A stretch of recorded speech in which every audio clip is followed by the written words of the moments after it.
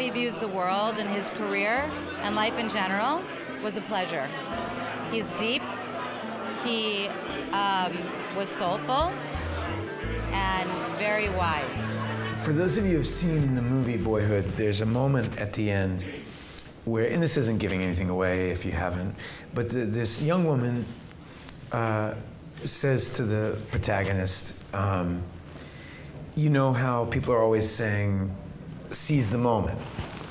And she's like, I think there's something opposite at work, that the moment seizes us. Clearly Manhattan Magazine could put on a good event, and Ethan Hawke was extremely intriguing. He was fun to listen to say the least. Really good guy, and all in all, A+ for Manhattan Magazine. I don't have any, there's no like succinct pithy statement of like do this. If I had one pithy statement, it would be that more people sabotage themselves than the world sabotages.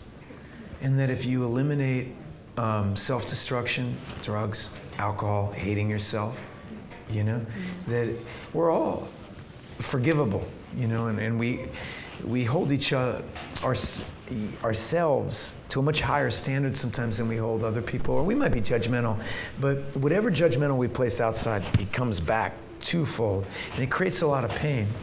And if I had any advice, it would be not to bother with that, you know, that there's no need to cut off your own ankles. You know? That's good. I had a glass of whiskey, now I'm talking.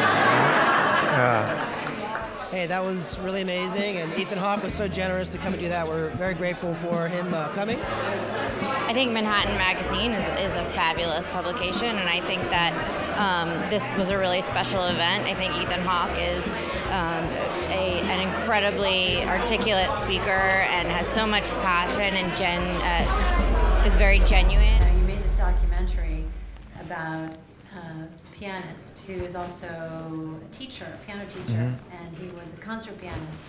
And you learned so much from him.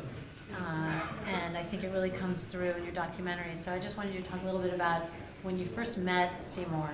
Okay.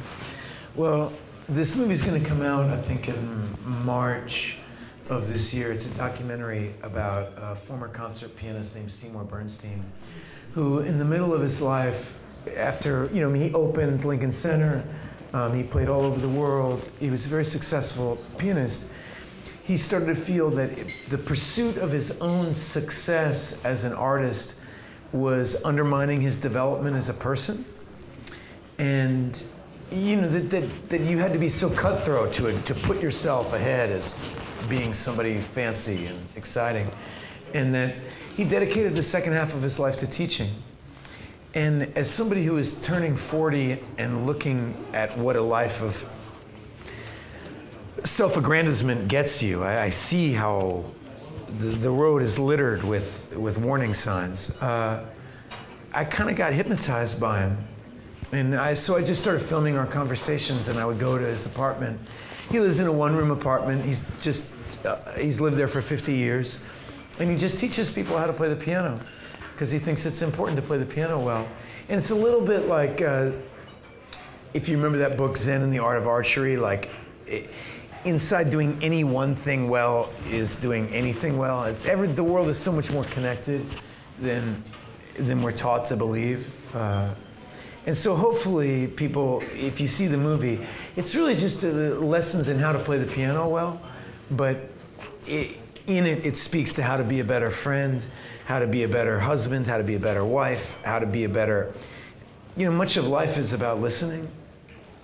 You know, if you really listen to yourself practice the piano, as he says, you can hear a lot about what's happening inside you. We're so delighted to be able to host Ethan Hawke here at the Park Hyatt, New York. Great event. Thank you, Modern Luxury, and it's great to have a partnership with all of you. Thank you very much. And we just saw a wonderful interview with Mr. Ethan Hawke and Cristina Cuomo. All right, well, thank you all for listening. Thank you, it was so fun to be here. And thanks for having me on your magazine.